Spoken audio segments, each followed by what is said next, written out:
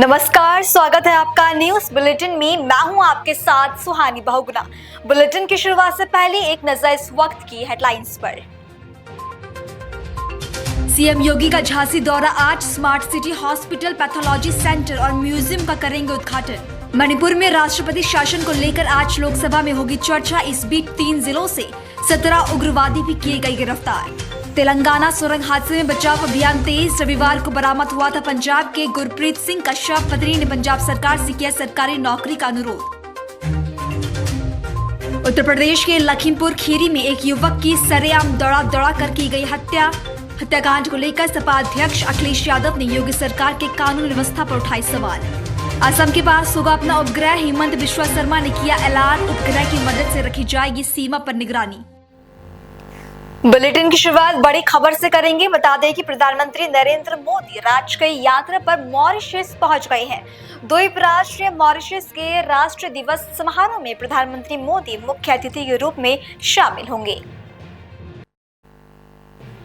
Mauritius के प्रधानमंत्री नवीन चंद्र राम गुलाम ने स्वयं एयरपोर्ट पर पहुंचकर उनका अभिवादन किया और माला पहनकर प्रधानमंत्री मोदी का स्वागत किया। इस दौरान मॉरिशस के डिप्टी प्रधानमंत्री, मुख्य न्यायाधीश, नेशनल असेंबली के स्पीकर, विपक्ष के नेता, विदेश मंत्री, कैबिनेट सेक्रेटरी समेत 200 विशिष्ट जन प्रधानमंत्री मोदी का स्वागत करने के लिए हवाई अड्डे पर मौजूद रहे। प्रधानमंत्री मोदी मॉरिशस के प्रधानमंत्री नवीन चंद्र राम गुलाम के न्योते पर इस यात्रा पर पहुंचे हैं। प्रधानमंत्री मोदी मॉरिशस के राष्ट्रीय दिवस समारोह में मुख्य अतिथि के रूप में शामिल होंगे। ये राष्ट्रीय दिवस 12 मार्च को मनाया जाता है। भारतीय सशस्त्र बलों की एक टुकड़ी, भारतीय नौसेना का एक युद्धपोत और इंडियन एयरफोर्स की आकाश गंगा स्काई ड्राइविंग टीम इस समारोह में भाग लेंगी। मॉरिशस भारत के सबसे अहम कमर्शियल साझेदारों में से एक है। सिंगापुर के बाद मॉरिशस भारत में प्रत्यक्ष विदेशी निवेश यानी FDI का दूसरा सबसे बड़ा स्रोत है। प्रधानमंत्री मोदी की यात्रा 2015 के बाद पहली मॉरिशस यात्रा है और इससे दोनों देशों के बीच बिजनेस, निवेश और तकनीकी सहयोग को और मजबूती मिलने की उम्मीद है। प्रधानमंत्री मोदी के मॉरिशस आने पर मॉरिशस के उप विदेश मंत्री हरमबीर राजन नरसिम्हे ने क्या कहा, सुनिए। As you know, Modi ji is coming to Mauritius after more than 10 years. His last visit was in 2015. So we have invited him, and Modi ji also invited our Prime Minister. And for example, during my last visit to India, in Odisha, I reiterated this invitation to the Prime Minister. But before that, our own government, through the Prime Minister, Deputy Prime Minister, and all the ministers, we have invited the great Prime Minister of your country. So we are very pleased, extremely honored to have the presence of Modi ji in Mauritius.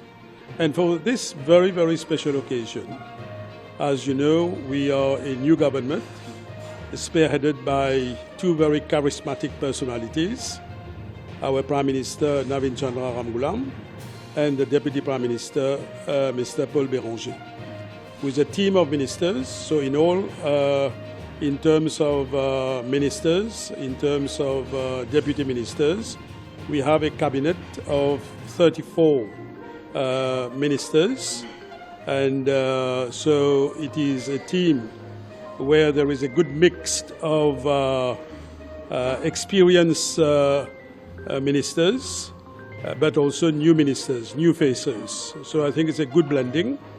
And of course, we are inspired by the great nations in terms of their governance. And obviously, India is a role model for us in many fields, in many areas.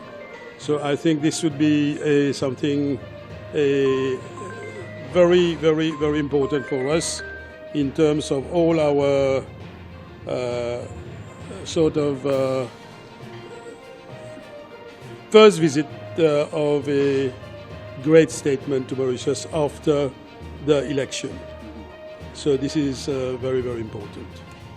any special for welcoming of Prime Minister as whole cabinet is going to receive? So you will see tomorrow at 6, before 6, all the 34 ministers will be at the Sir Sivasagar International Airport to welcome the Prime Minister with all the protocol, with all the pomp in a way. And I'm sure that not only ministers, but in spite of the fact that it is going to be early morning, around 6 in the morning, I'm sure many Mauritians, citizens of Mauritius, will be present to welcome the Prime Minister, because it is not every day that we have the visit of a man of such caliber. So I think the whole Mauritian population will pay tribute to your Prime Minister. It's not only the members of cabinet. So what will be the focus point of the visit? What do you think? Yeah, you see, we, for so many years, India has been a sort of traditional ally of Mauritius. And now the new government, we are going to consolidate the already excellent relationship that exists between Mauritius and India and Mauritius. So we're going to consolidate that. And in fact, over and above the traditional agreement in multiple fields, when we look at the bilateral relationship between Mauritius and India, this time we're going to have a sort of enhanced program of cooperation. As you know, in matters of trade, in matters of commercial matters, we have the SECPA. But over and above the SECPA, we are going to have a strategic sort of partnership, which is, as I mentioned, a more enhanced partnership this time. And I'm sure the two prime ministers, I don't want to venture in their territories, but what we have been working on, especially the Prime Minister's office and Ministry of Foreign Affairs, where I am, we have been working on many points, and I'm sure both Prime Ministers will be able to work out something great. Because in terms of our diplomacy, we always we are working in a compromised manner. So I'm sure it's going to be a win-win situation for India and for Mauritius. But not only for India and Mauritius. I think Modi ji, your Prime Minister, has the same vision, and Mauritius has the same vision as a non-aligned nation. And we want also to safeguard the interests of the whole world. So we want a very balanced approach. And in all the agreements we're going to ratify and sign, I'm sure you will find in it a sort of equilibrium, looking at the interests not only of two nations, two countries, but looking at the nations, at the interests of also other countries. And here I have in mind Africa. And as you know, Africa is a continent of tomorrow, of today. खबर उत्तर प्रदेश के सोनभद्र से है, जहां सीतापुर के पत्रकार राघवेंद्र भाजपाई की हत्या के मामले में भारी संख्या में पत्रकारों ने डीएम-एसपी से मुलाकात कर उन्हें अपनी बातों की मांग पत्र सौंपी। पत्रकारों ने हत्यारोपी पर कड़ी कार्रवाई के साथ धान घोटाले की सीबीआई जांच कराने और परिवार को 2 करोड़ रुपए की सहायता राशि एवं एक सदस्य को नौकरी देने की मांग की है।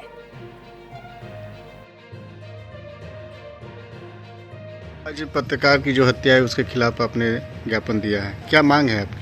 आज हम लोगों ने सारे पत्रकार साथियों ने आज डीएम साहब को एक मांग पत्र सौंपा है, ज्ञापन सौंपा है।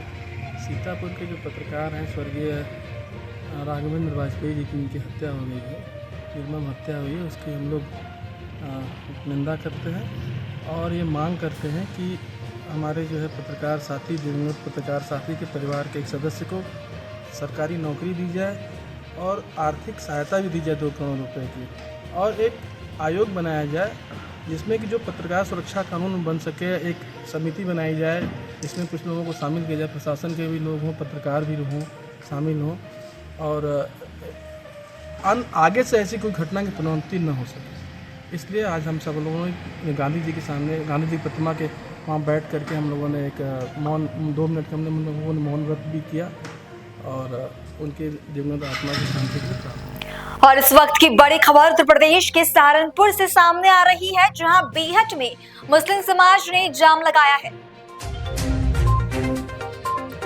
अभद्र टिप्पणी से नाराज होकर मुस्लिम समाज के लोगों ने बेहट में जाम लगाया है।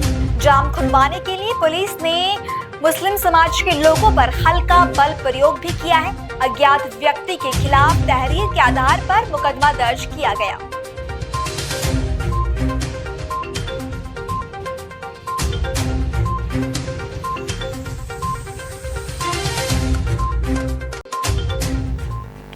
अगली खबर ओडिशा से है, जहां के रायगढ़ में एक बड़ा हादसा हुआ। ओडिशा के रायगढ़ में एक बड़ा हादसा हुआ है, जहां एक माल वाहक ट्रेन ने एम्बुलेंस को जोरदार टक्कर मार दी, लेकिन गनीमत रही कि एम्बुलेंस में सवार सभी मरीज सुरक्षित बच गए। ये घटना रायगढ़ के कल्याण सिंहपुर के पास हुई, जहां अनंत चक्स अस्पताल की एम्बुलेंस मरीजों को लेकर जा रही थी। दुर्घटना के बाद करीब 2 घंटे तक एम्बुलेंस रेलवे ट्रैक पर ही फंसी रही।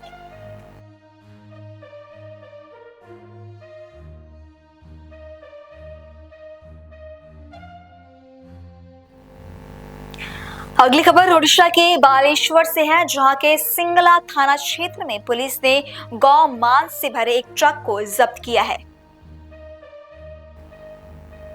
गौ मांस से भरे एक ट्रक को पुलिस ने जब्त किया है। ये घटना बस्ता बलियान पाल मुख्य मार्ग के पुटूरा चौराहे के पास हुई, जहां ट्रक पेड़ से टकराने के बाद पुलिस ने हत्थे चढ़ गया। जानकारी के मुताबिक पश्चिम बंगाल नंबर का ये ट्रक भद्रक से पश्चिम बंगाल की ओर जा रहा था। दुर्घटना के बाद ट्रक का ड्राइवर और हेल्पर मौके से फरार हो गए।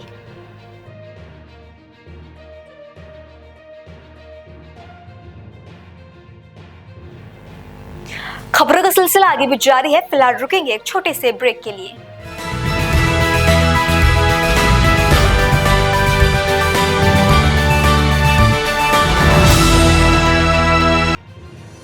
रोजगार डेवलपर्स, a unit of रोजगार डेवलपर्स एंड प्राइवेट लिमिटेड। घर वहीं जहां हो आपका भरोसा। पिछले 15 सालों से आपके सपनों का घर हमारी प्रतिबद्धता। रोजगार डेवलपर्स का पता है शिमला बाईपास रोड, गणेशपुर, देहरादून। रोजगार डेवलपर्स से संपर्क करने के लिए अभी डायल कीजिए 9897054026 पर या 8433207910 पर।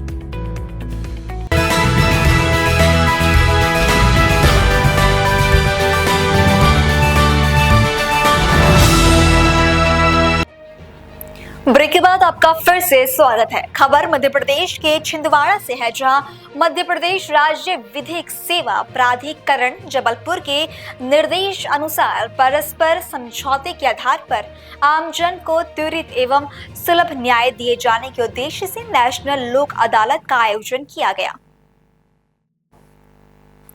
जिला न्यायालय छिंदवाड़ा तथा तहसील न्यायालय परासिया, चौराही, पांडुड़ा, सौंसर, जुन्नार देव, अमरवाड़ा, हरई, तामिया में प्रधान जिला न्यायाधीश अध्यक्ष जिला विधिक सेवा प्राधिकरण छिंदवाड़ा सुशांत हुहार के कुशल नेतृत्व में किया गया।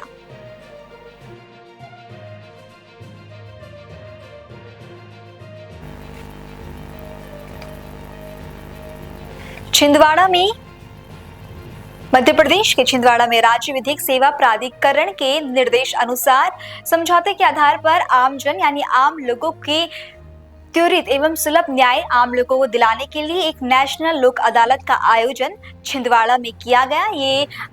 ये अदालत का आयोजन जिला न्यायालय छिंदवाड़ा तथा तहसील न्यायालय परासिया, चौराई, पांडुड़ा, सौंसर, जुन्नारदेव, अमरवाड़ा, हरोई, तामिया समेत तमाम जिलों में इस प्रधान जिला न्यायाधीश अध्यक्ष जिला विधिक सेवा प्राधिकरण सुशांत हुद्दार के कुशल नेतृत्व में जन अदालत का आयोजन किया गया।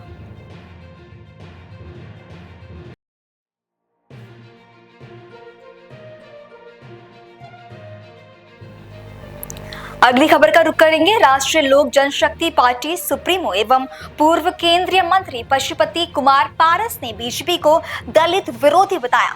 उन्होंने कहा कि बीजेपी के नेताओं ने लोकसभा में डॉक्टर भीमराव अंबेडकर को लेकर कई आपत्तिजनक टिप्पणियां की है। सुनिए। लोक जनशक्ति पार्टी का बुरा दिन है, क्योंकि हम 5 सांसद थे और हमारे 5 सांसद का टिकट काट दिया गया।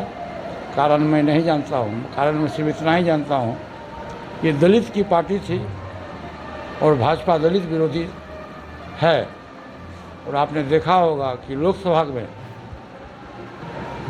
जो बाबा साहब भीमराव अम्बेडकर जो दलितों के भगवान हैं, ईश्वर हैं, उनके खिलाफ में कितनी आपत्तिजनक टिप्पणियाँ की गई। सर अमित शाह का बयान आया है कि बिहार चुनाव में वे आकर के यहाँ कैंप करेंगे, यहाँ रहेंगे पूरी तरह से। अरे कितनों कैंप करेंगे, जनता न मालिक है जी। बुलेट के सामने में, बैलेट के सामने में बुलेट का कोई वैल्यू है? कोई वैल्यू नहीं है। जनता सर्वोपरि है।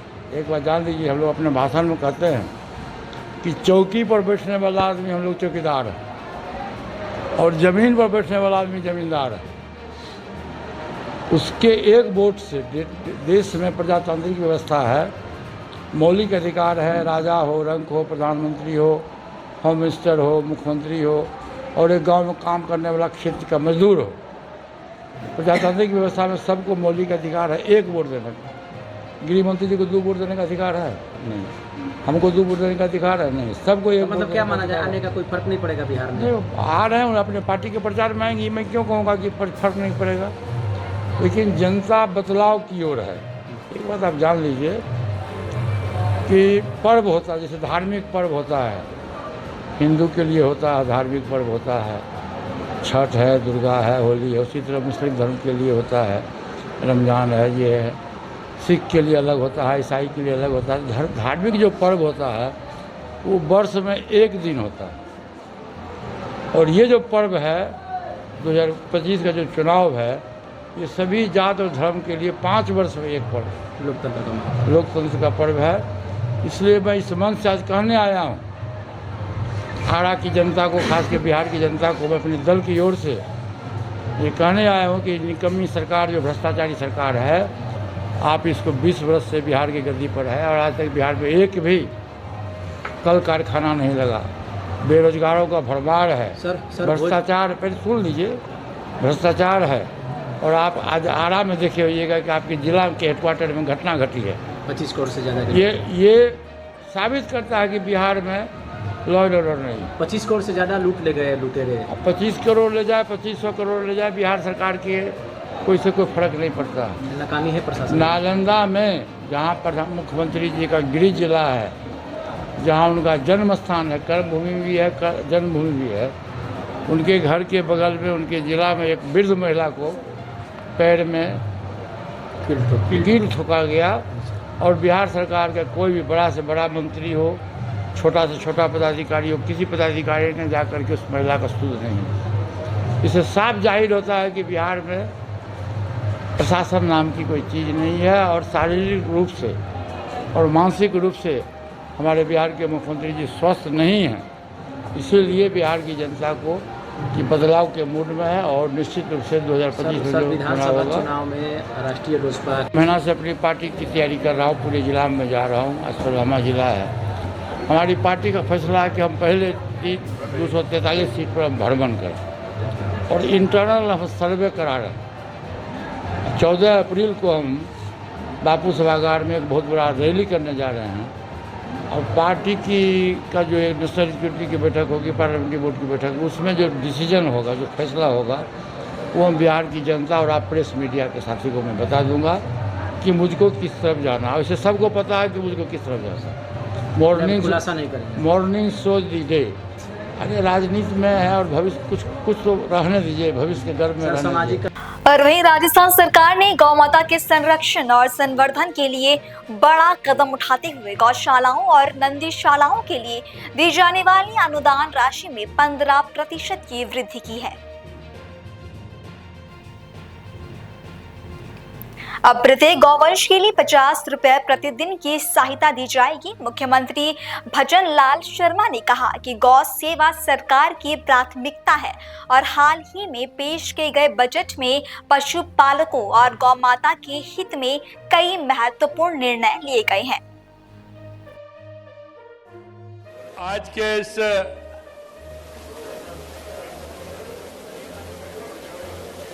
आशीर्वाद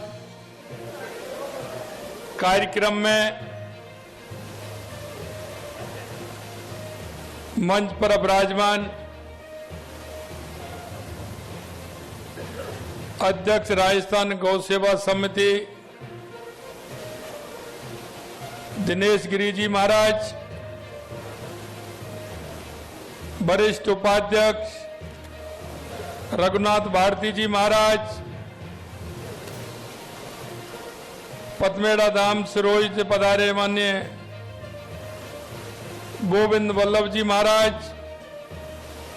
और इस गौ सेवा समिति के प्रदेश के महामंत्री रघुनाथ सिंह जी राजपुरोहित साहब और मेरे सभी पूज्य संतगण, सबसे पहले तो मैं आप सभी को और आप सभी के चरणों में प्रणाम करता हूं, आप सभी को नमन करता हूं। आप सभी का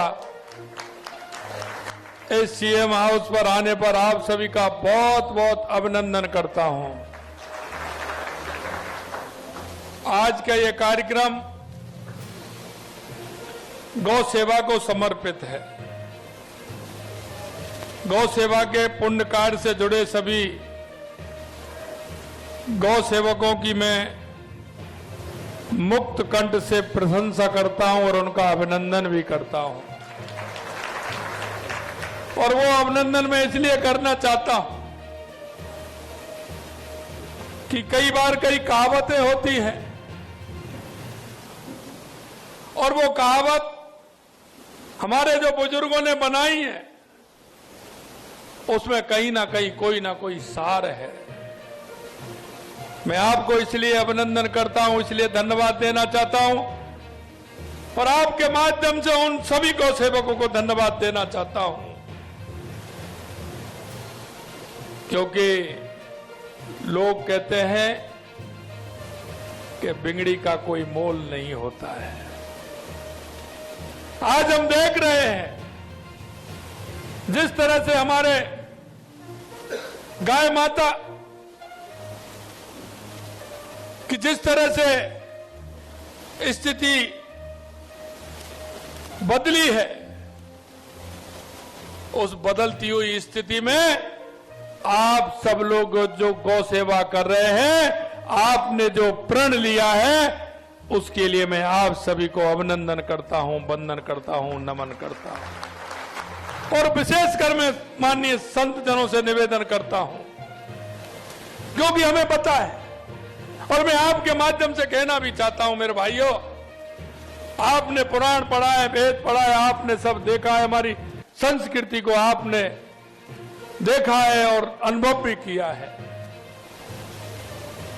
क्योंकि बिना संतों के कुछ नहीं है। संत महंत हमारे ऋषि, ये हमारे संस्कृति के भाग हैं। हजारों लाखों सालों से हमारी ये संस्कृति चल रही है, इसमें सबसे ज्यादा हमारे ऋषि मुनि संत महंतों का ही योगदान है। आपने देखा होगा जब समुद्र मंथन हो रहा था, तो जब भी बहुत बड़े राजा थे, लेकिन जब गौ माता समुद्र मंथन में निकली तो उसको अगस्त मुनि जी ने ही उसकी सेवा के लिए अगस्त मुनि जी ने को ही उनको दिया गया था।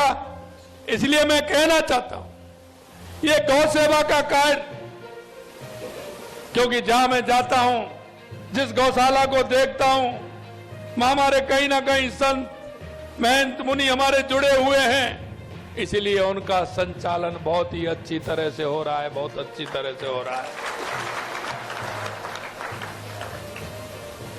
गुरुजी ने सही कहा, मैं यहां आया था किसान होने के नाते, गिरिराज जी का भक्त होने के नाते मैं बहुत ही सौभाग्यशाली हूं।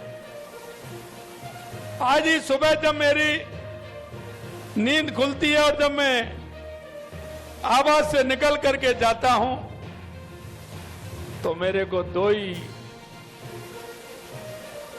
नजर आते हैं, एक तो यहाँ के मोर और दूसरी मेरी गौ माता।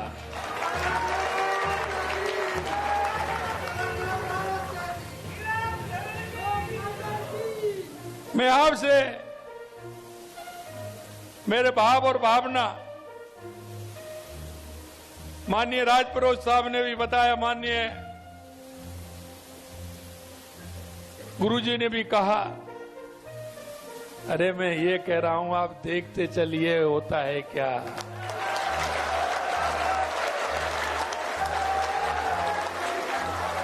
महाराज जी आपको कहने की आवश्यकता नहीं है, मैं उन गौ भक्तों को भी कहना चाहता हूं, यह बात आपके माध्यम से उन सभी के पास पहुंचनी चाहिए कि हमारी गौ माता वो है, जब हमारा कोई त्योहार खोटा हो जाता था,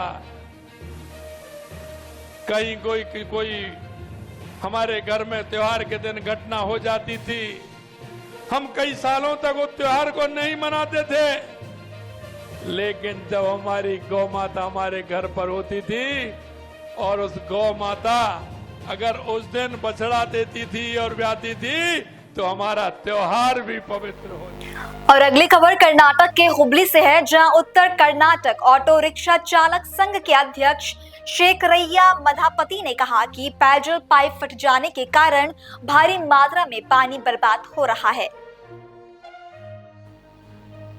उन्होंने आग्रह किया है कि संबंधित अधिकारियों को यथाशीघ्र पानी की पाइप की मरम्मत कर समस्या का समाधान करना चाहिए। ಹುಬ್ಬಳ್ಳಿ ಹೃದಯ ಭಾಗದಲ್ಲಿ ಚೆನ್ನಮ್ಮನ ಮುಂಭಾಗದಲ್ಲಿ ಈ ಒಂದು ಕುಡಿಯುವಂತ ನೀರಿನ ವ್ಯವಸ್ಥೆ ಪೈಪ್ ಹೊಡೆದು ಸುಮಾರು 2-3 ತಾಸುಗಳು ಕಳೆದರೂ ಕೂಡ ಇವತ್ತು ಮಹಾನಗರ ಪಾಲಿಕೆ ಇರಬಹುದು, ಜಿಲ್ಲಾಡಳಿತ ಇರಬಹುದು, ಸಂಬಂಧಪಟ್ಟ ಜಲಮಂಡಳಿ ಇರಬಹುದು, ಸಂಬಂಧಪಟ್ಟ ಯಾವ ಅಧಿಕಾರಿಗಳು ಕೂಡ ಕಿಚ್ಚತ್ತು ಕಡೆ ನೀರಿನ ಮೇಲೆ ಕಾಳಜಿ ಇಲ್ಲದೆ ಈ ತರ ಬೇಕಾಬಿಟ್ಟಿ। बुलेटिन में अब बात स्पोर्ट्स की। गुलमार्ग में 5वीं खेलो इंडिया विंटर गेम्स के दौरान मनाली की 40 साल की तंजीम डोलमा ने स्कीइंग में स्वर्ण पदक जीता।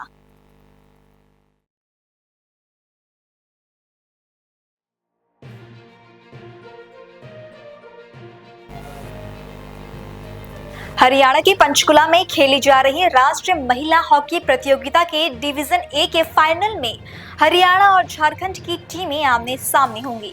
सेमीफाइनल में हरियाणा ने मिजोरम को 4-0 से हराया और झारखंड ने महाराष्ट्र को शूट आउट में 3-2 से हराकर फाइनल में जगह बनाई। महिला प्रीमियर लीग में मुंबई इंडियंस ने गुजरात जायंट्स को 9 रन से हरा दिया। मुंबई ने 6 विकेट पर 179 रन बनाए, जिसके जवाब में गुजरात 170 रन ही बना सकी। मुंबई की कप्तान Harmanpreet Kaur player of the match चुनी गई और उन्होंने 33 गेंदों पर 54 रन बनाए। इंग्लैंड के बल्लेबाज हैरी ब्रूक ने 22 मार्च से शुरू होने जा रही आईपीएल से पहले दिल्ली कैपिटल्स के साथ अपना अनुबंध समाप्त कर दिया है, जिसके लिए उन पर इस टूर्नामेंट में खेलने पर 2 साल का प्रतिबंध लग सकता है। आपको बता दें कि यह लगातार दूसरा सत्र है जबकि इंग्लैंड के इस खिलाड़ी ने आईपीएल के लिए खुद को अनुपलब्ध रखा है। हालांकि इसके लिए उन्होंने फ्रेंचाइजी और उसके समर्थकों से माफी भी मांगी है। हॉकी इंडिया ने अपने 7वें वार्षिक पुरस्कारों के लिए 12 करोड़ रुपए की पुरस्कार राशि की घोषणा की, जिसके लिए 8 श्रेणी में 32 खिलाड़ी नामित किए गए हैं। ये कार्यक्रम शनिवार को प्रस्तावित है, जिसमें साल 2024 में बेहतरीन प्रदर्शन वाले खिलाड़ियों को सम्मानित किया जाएगा।